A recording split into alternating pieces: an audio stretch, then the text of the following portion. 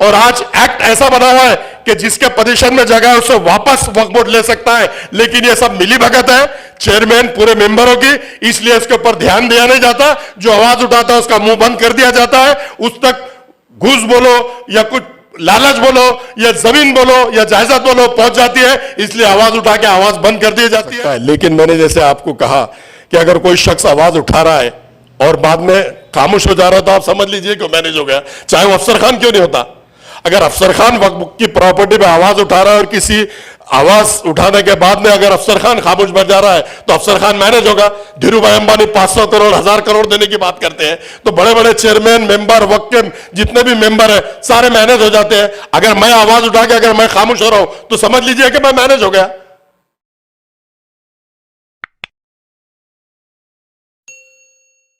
मैं रियाज अंसारी, आज हम वार्ड नंबर 18 जयसिंहपुरे आए हैं। आज हम औरंगाबाद की आन बान शहर शान कहलाए जाने वाले अफसर खान के कार्यालय पे आए हैं।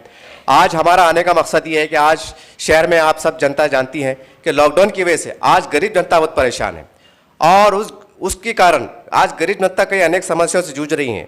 तो अफसर पे मेरा पहला सवाल ये है कि लॉकडाउन की जैसी जो तो प्रशासन साहब ने आयुष साहब ने किए हैं, तो इस पर जो हाथ मजदूर तबका है वो बहुत परेशान हो रहा है, उसकी सुविधा के लिए आप क्या क्या अपील करना चाहेंगे प्रशासन से? देखिए, सबसे पहले तो मैं आप लोगों को और शहरियान औरंगाबाद को और नौजवान साथियों, बुजुर्गों, दोस्तों और जितने भी गरीब तबके के लोग हैं, रिक्शा ड्राइवर, हाथ गाड़ी वाले, बैलगाड़ी वाले, टांगे वाले, रिक्शा वाले, भाजी बेचने वाले, रोज़मर्रा की जो मजदूरी करते हैं, जो जैसे बेलदार है, जैसे मिस्त्री है, जैसे बखार की काम करने वाले हैं, सीमेंट की दुकानों पे काम करने वाले हैं। प्रशासन अगर लॉकडाउन लगाने की बात कर रहा है और सोच रहा है तो इससे पहले भी हमने कहा है और आज भी हम कह रहे हैं कि अगर लॉकडाउन अगर प्रशासन को लगाना है, कलेक्टर साहब, डिविजनल कमिश्नर साहब और मनापा कमिश्नर साहब, तो जो हाथ मजदूर है इन लोगों का पहले इंतजाम करना चाहिए, उसके बाद लॉकडाउन की सोचना चाहिए और लॉकडाउन डिक्लेयर करना चाहिए।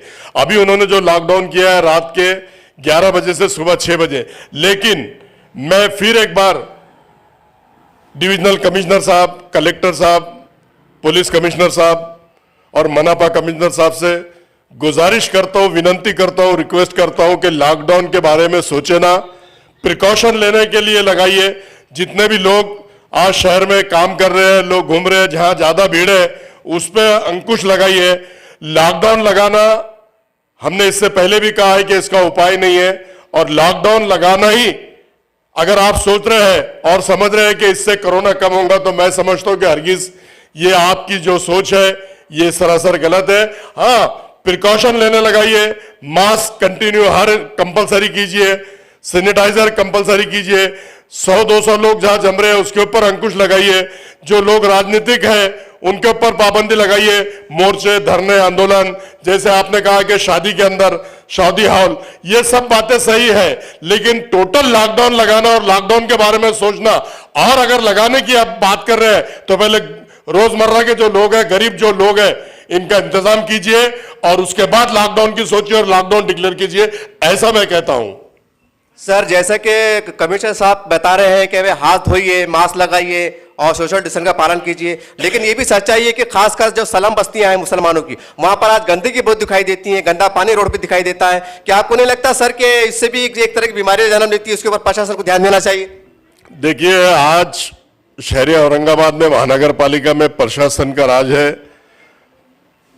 हमारे अस्तिक कुमार पांडे साहब, वो भी स्मार्ट सिटी के माध्यम से अच्छा काम कर रहे हैं, लेकिन अगर जहां गंदा पानी बह रहा है, जहां ड्रेनेज का पानी बह रहा है, जहां सांड पानी जमा हो रहा है, तो वहां के उस एरिया के नगर सेवक का काम है कि कमिश्नर साहब के कान पर यह बात डाले, कमिश्नर साहब से जाके मिले और उनको और सिटी इंजीनियर साहब से और तमाम जो भी जितने भी जोन ऑफिसर होते हैं, जोन में जितने इंजीनियर होते हैं, उनसे संपर्क करके ड्रेनेज की समस्या हल कर सकते हैं। अभी आपने देखा होगा, मैंने काटकर साहब इंजीनियर को बुलाया, हमारे पास ड्रेनेज की समस्या है। तो हर कारपोरेटर का काम है, माजी भी हो गए तो काम करना चाहिए, और जो उत्सुक है, जो भावी कारपोरेटर बनने की सोच रहे हैं, ऐसे लोगों ने भी लोगों को सुविधा पहुंचाना चाहिए, ऐसा मैं कहता हूं। ये जो कारपोरेटर है और जो बनना चाह रहे हैं, उनकी ये जिम्मेदारी है कि लोगों तक अपनी सुविधा पहुंचाना चाहिए। जो ड्रेनेज बह रहा है, जो लोग उससे बीमार हो सकते हैं, ऐसे लोगों को बचाने का काम वहां के कार्यकर्ताओं का है, सामान्य नागरिक का है, माजी कारपोरेटर का है और जो भावी कारपोरेटर है उन लोगों का है। हमारे पास तो आज भी शप्पा भाई काम करते हैं, अशोक भेड़े काम करता है, रिजवान काम करता है। हमारे वार्ड के अंदर आपको कहीं ना कचरा मिलेगा, ना ड्रेनेज बहता हुआ मिलेगा, ना कहीं आपको गंदगी मिलेगी, ऐसा मैं कहता हूं। तो मैं हर जितने भी माजी कारपोरेटर हैं उनसे भी विनंती करता हूं, गुजारिश करता हूं, और जितने भावी बनने वाले हैं उनसे भी अदबन गुजारिश करता हूं कि लोगों के सुख दुख में आओ, लोगों का साथ दो, लोगों के काम करो आगे बढ़ चढ़ के, तो आपको लोग चुन के देंगे। जो माजी है उनको भी चुन के देंगे, जो भावी है उनको भी चुन के देंगे, ऐसा मैं कहता हूं। और प्रशासन ने भी ध्यान देना चाहिए, सिटी इंजीनियर साहब ने ध्यान देना चाहिए शहर के अंदर, और काम जल्द से जल्द जितने भी ड्रेनेज बह रहे हैं उसका काम जल्द से जल्द होना चाहिए, ऐसा मैं कहता हूं। सर, जब हमने मुस्लिम बस्ती में हम घूमे तो बहुत से लोगों का कहना था कि भाई ये नगर सेवक का जो कार्यकाल खत्म हो गया और अब हमारा कुछ नहीं रहा। क्या वाकई सर ये आप एक अनुभवी हैं, आप जो तो बहुत सक्रिय राजनीति में, क्या आपको लगता है कि एक नगर सेवक जब एक्सपायर हो जाता है, उसका पद खत्म हो जाता है, तो कारपोरेशन में वाकई उसका दबदबा खत्म हो जाता है, वो काम नहीं कर सकता? सर देखिए, सबसे पहले तो मैं आपको और शहर औरंगाबाद को और औरंगाबाद की जनता को यह बता दूं कि कारपोरेटर होना जरूरी नहीं है। एक सामान्य नागरिक, एक नागरिक भी जाके सिटी इंजीनियर साहब से बात कर सकता है, कमिश्नर साहब से बात कर सकता है। ये हमारी जो संस्था है ये हमारी अपनी संस्था है। महानगर पालिका बोले तो हमारे लोगों की संस्था है, और लोगों के टैक्स पे और उस पानी की पट्टी पर ये कारपोरेशन चलती है, और हर एक का कर्तव्य है, नगर सेवक तो है भी और नहीं है भी, तो वो जाकर काम में इंटरेस्ट होना चाहिए। मैं जैसे आज ये ऑफिस पे बैठा हूं, रोज मैं बैठता हूं, आज कारपोरेशन बर्खास्त होके 1 साल होने को आ रहा है, लेकिन आज भी मेरे पास जो लोग काम करते हैं, शप्पा भाई किराड़पुरा में भी 25 साल से मेरे पास काम कर रहे हैं, आज भी ड्रेनेज हो, कचरा हो, सुबह झाड़ू मारने वाले हो, उनके पीछे आज भी। और कारपोरेटर होना जरूरी नहीं है, एक सामान्य नागरिक का भी काम है कि अपने वार्ड में साफ सफाई रखे, अपने घर पे साफ सफाई रखे, अपने मोहल्ले में साफ सफाई रखे, और हर एक का काम है कंप्लेन करे, और कंप्लेन करने के बाद में काम करे। नगर सेवक होना जरूरी नहीं है, मैं ऐसा समझता हूं। आज भी मैं काम करवा रहा हूं, आज भी ऑफिस में बैठा हूं, मेरे लोग काम कर रहे हैं, अभी इंजीनियर काटकर साहब यहां पर आ रहे हैं। ऐसा कोई जरूरी नहीं है कि पद होना तो ही काम होगा, ऐसा ये लोग जिनके जान पे आता है, जो काम करना नहीं चाहते, वो इस तरह की बात करते हैं कि हम नगर सेवक नहीं है। अरे नगर सेवक नहीं है, माजी तो नगर सेवक है, और सामान्य नागरिक तो है। नागरिक का कर्तव्य है कि अपने वार्ड को, अपने एरिया को साफ सुथरा रखना चाहिए। ऐसा मैं आप लोगों से, शहरियान औरंगाबाद से अपील करता हूं और गुजारिश करता हूं कि ये जितने भी शहर में गंदगी है, कचरा है, उसकी पाठ पुरावा सिटी इंजीनियर साहब के पास कीजिए, वार्ड ऑफिसर के पास कीजिए, और आपके हर काम करने का कर्तव्य कारपोरेशन का है, कमिश्नर साहब का है, सिटी इंजीनियर साहब का है, और ये काम करते हैं, लेकिन उन तक पहुंचना चाहिए। ये बोलकर के मैं कारपोरेटर नहीं और मैं काम नहीं करता, ऐसा गलत बात है, और इस पर मैं सरासर खारिज करता हूं। और काम हर कारपोरेटर, माजी हो या आजी हो या भावी हो, उन्होंने करना चाहिए, और सामान्य नागरिक ने भी कंप्लेन करना चाहिए, ऐसा मैं कहता हूं। सर, हमने देखा है कि आपका वार्ड भी कहने का मुस्लिम भाग का है, आप मुस्लिम वार्ड है ये, हमने देखा, बल्कि यहाँ के हमने घूमा है, कहीं यहाँ के लोगों का कहना भी स्पष्ट रूप से कि यहाँ 2 दिन के बाद, 3 दिन के बाद, 2 दिन के बाद पानी आता है। और जो अनेक मुस्लिम वार्ड है, बहुत से ऐसे मुस्लिम वार्ड है जहाँ पर 8 दिन के बाद पानी आता है। तो ऐसा क्या कारण है कि आपका वार्ड भी मुस्लिम में, आप भी मुस्लिम नगर सेवक है, वो मुस्लिम नगर सेवक है, माजी जो भी है, वहां पर 8 दिन के बाद पानी आता है? तो ये भेदभाव क्यों, जबकि इसकी वजह से बहुत शिद्दत से आवाज उठ रही है, उसके बाद भी जो तो हालात सुधरने का नाम दे रहे हैं? इसके बारे में क्या कहना चाहेंगे? देखिए, भेदभाव का कोई सवाल नहीं है, कारपोरेटर जो है वो सक्षम होना चाहिए। मैं आज जयसिंहपुरा से हूं, यहां भी 3 दिन आड़ पानी आता है। आप किराड़पुरा में भी जाके मालूमात ले लीजिए, मैं वहां 10 साल कारपोरेटर रहा, वहां भी 2 दिन 3 दिन आड़ पानी आता था। और हम भीमनगर में भी थे, भौसिंगपुरा में भी थे, हम जहां भी रहते हैं वहां पर प्रशासन के ऊपर अपना प्रेशर रखना चाहिए, और अपनी जो प्रॉब्लम है, और हमको जो लोग चुनकर देते हैं, यही उम्मीद से देते हैं, यही भरोसे देते हैं कि हमारा कारपोरेटर सक्षम हो और काम करे। मैं जिस वार्ड से भी चुनकर आता हूं, वहां 3 दिन आड़ पानी आता है। जो रोटेशन में जब आप बोलते हैं कि मुस्लिम वार्डों में नहीं आ रहा, तो मुस्लिम वार्डों में भी कारपोरेटर का काम है, कारपोरेटर अधिकारी के पीछे लगना चाहिए, सभागृह के अंदर आवाज उठाना चाहिए। हमने बार बार सभागृह के अंदर आवाज उठाई चाहिए कि सामान्य पानी होना चाहिए पूरे शहर में। यह नहीं कि महापौर के पास 1 दिन आ रहा है, सभागृह नेता के पास 2 दिन आ रहा है और उप महापौर के पास 3 दिन आ रहा है, ऐसा नहीं है। सिस्टम एक होना चाहिए। ये हम भी मांग सभागृह के अंदर भी की है, आज भी कर रहे हैं। लेकिन कारपोरेटर में इतनी पावर होना चाहिए, इतनी शक्ति होना चाहिए, इतना सक्षम होना चाहिए कि जो दूसरी तरफ एरिया में पानी आ रहा है वही सिस्टम अपने वार्ड में रखना चाहिए। और हमने आज भी पिछले 25 साल से वही दबदबा कारपोरेशन में है और वही 3 दिन के बाद हमारे वार्ड में पानी आता है। हम जो जनता हमको चुनकर देती है, जो मां बहनें हमको चुनकर देती है, अगर हम उनको सुख सुविधा नहीं पहुंचा सकते तो हमको कारपोरेटर बनने का कोई हक और कोई अधिकार नहीं है, ऐसा मैं कहता हूं। अब सर एक सवाल जो आजकल बहुत चर्चित है वक्फ बोर्ड को लेकर, वो तो आप सभी शहर जानते हैं कि वो मसला क्या है क्या नहीं, उस पर तो हम ज्यादा डीप में नहीं जाना चाहेंगे।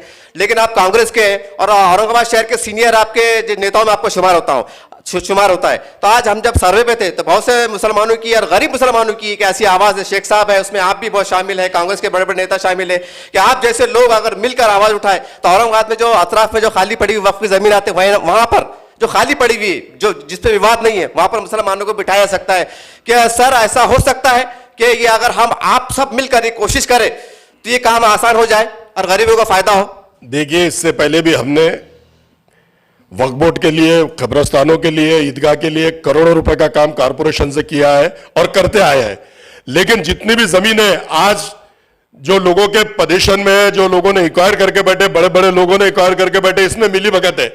चाहे इसमें चेयरमैन हो या बोर्ड के मेंबर हो, ये सब मिली भगत होती है। जैसा धीरू भाई अंबानी, उनके ऊपर केस चल रहा, तो कई बार मैंने सुना कि 500 करोड़ 1000 करोड़ देने की बात करते हैं। जब इतने करोड़ रुपया अगर यहां पर आएगा तो गोर गरीबों के काम होंगे। जितनी भी जगह है गोर गरीबों को, किसी के सामने वक्फ बोर्ड को हाथ फैलाने की जरूरत नहीं पड़ेगी। और जितने भी गरीब बेवा गोर गरीब है, जितने भी हाथ मजदूर है, इन लोगों को किसी के पास जाने की जरूरत नहीं है। और वक्फ की प्रॉपर्टी हजारों एकड़ में है। और ये जितने भी गोर गरीब यतीम यसीर बेसहारा लोग हैं, इनको वक्फ चेयरमैन ने, वक्फ बोर्ड के मेंबरों ने बुलाकर इनको प्लॉट अलॉट करना चाहिए, इनको बना कर देना चाहिए। इतना पैसा वक्फ बोर्ड में आ सकता है कि हर गोर गरीब को घर और मकान मिल सकता है, ऐसा मैं कहता हूं। इससे पहले भी हमने आवाज उठाई, हमने चेयरमैन को निवेदन दिया, हमने वक्फ मिनिस्टर को निवेदन दिया, हमने ईदगाह के अंदर करोड़ रुपए के काम किए। वक्फ बोर्ड की प्रॉपर्टी होने के बावजूद जितने भी कब्रिस्तान है उसको वॉल कंपाउंड का काम किया, हमने 3 सेट 4 सेट लगाया, अंदर रोड बनाने का काम किया। हमने आज जितने भी वक्फ प्रॉपर्टी है, जितने भी कब्रिस्तान है, उस पर वॉचमैन लगाने का काम किया। हम तो काम जोरों शोरों में करते हैं, लेकिन ये वक्फ बोर्ड का काम है, वक्फ चेयरमैन का काम है, वक्फ मिनिस्टर का काम है और जितने मेंबर्स हैं उनका काम है। और आज एक्ट ऐसा बना हुआ है कि जिसके पोजीशन में जगह है उससे वापस वक्फ बोर्ड ले सकता है। लेकिन ये सब मिली भगत है चेयरमैन पूरे मेंबरों की,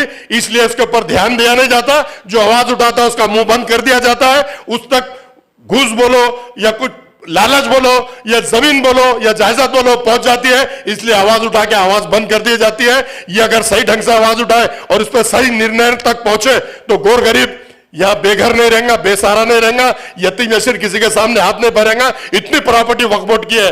और मैं गुजारिश करता हूं चेयरमैन से और वक्फ मिनिस्टर से कि सारी प्रॉपर्टी एक्विजिशन कीजिए, वापस लीजिए। एक्ट बन चुका है, वो लेकर गोर गरीबों में उसका तकसीम कीजिए। जो बेसहारा है, जो बेवा है, जो यतीम है, यसीर है, उन लोगों को इसका फायदा मिलना चाहिए। और ये वक्फ प्रॉपर्टी उसी के लिए होती है।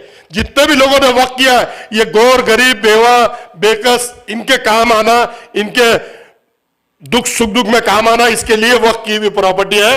तो मैं गुजारिश करता हूं, विनंती करता हूं कि इसके ऊपर ध्यान देना चाहिए। हम भी सब मिलकर इसके ऊपर ध्यान देना चाहिए और गोर गरीब कोई भी बेघर नहीं रहेगा, बेसहारा नहीं रहेगा, ऐसा मैं कहता हूं वक्फ बोर्ड के ऊपर। सर आने वाले अभी शहर में ये भी चर्चा है कि ऐसा हो सकता है कि आप सब पार्टी के लोग पार्टी लाइन से ऊपर उठकर, जैसे इम्तियाज जलील साहब है, आप है, शेख साहब है और नवाब मलिक साहब है, फौजिया मैडम है और यहाँ के कांग्रेस के बड़ा बड़ा नेता है, क्या ये पार्टी से हटकर एक मुस्लिम एक कौम के नाम पर क्या आप एक जगह होकर काम नहीं कर सकते? सर क्या ऐसा हो सकता? देखिए, काम तो एक जगह आकर भी हो सकता है, एक जगह नहीं भी आए तो हो सकता है। लेकिन मैंने जैसे आपको कहा कि अगर कोई शख्स आवाज उठा रहा है और बाद में खामोश हो जा रहा है तो आप समझ लीजिए कि मैनेज हो गया। चाहे वो अफसर खान क्यों नहीं होता, अगर अफसर खान वक्फ की प्रॉपर्टी पे आवाज उठा रहा है और किसी आवाज उठाने के बाद में अगर अफसर खान खामोश बैठ जा रहा है तो अफसर खान मैनेज होगा। धीरू भाई अंबानी 500 करोड़ 1000 करोड़ देने की बात करते हैं तो बड़े बड़े चेयरमैन मेंबर वक्त के जितने भी मेंबर है सारे मैनेज हो जाते हैं। अगर मैं आवाज उठा के अगर मैं खामोश हो रहा हूं तो समझ लीजिए कि मैं मैनेज हो गया। तो सर आपको लगता है कि औरंगाबाद में जो वक्फ का प्रकरण चढ़ा है ये वाकई हल होगा? आपको लगता है? एक इसमें जवाब दीजिए आप स्पष्ट रूप से। देखिए, हल करने के लिए जुस्तजू होना चाहिए, लोगों को बारे में सोचना चाहिए, लोगों की फिक्र होना चाहिए। कौम और मिल्लत की बात करने से नहीं होता है, कौम और मिल्लत के लिए रोड पे आना चाहिए, अपने आप को लोगों के लिए कुर्बान करना चाहिए। सिर्फ अपना विकास करने के लिए, अपना घर भरने के लिए और अपनी शान शौकत बढ़ाने के लिए बातें करने से कुछ नहीं होगा। आपको आके रोड लेवल पे, ग्राउंड लेवल पे काम करना होगा, धरने देना पड़ेगा, आंदोलन करना पड़ेगा, जेल भर आंदोलन करना पड़ेगा, जब जाके मसला हल होगा। जब तक ये मसला हल होता नहीं, ये कागजी कार्रवाई करने से, टीवी पे बोलने से और लोगों को बातें करने से इसका मसला हल नहीं होता। इसको जुस्तजू, इसको दिली मोहब्बत होना चाहिए गौर गरीबों से, जब जाके मसला हल होगा, ऐसा मैं समझता हूं। ये थे औरंगाबाद की आन बान शान, और जैसे ही अपने बेबाकी के लिए मशहूर है, हमने इससे खुल के बातचीत की।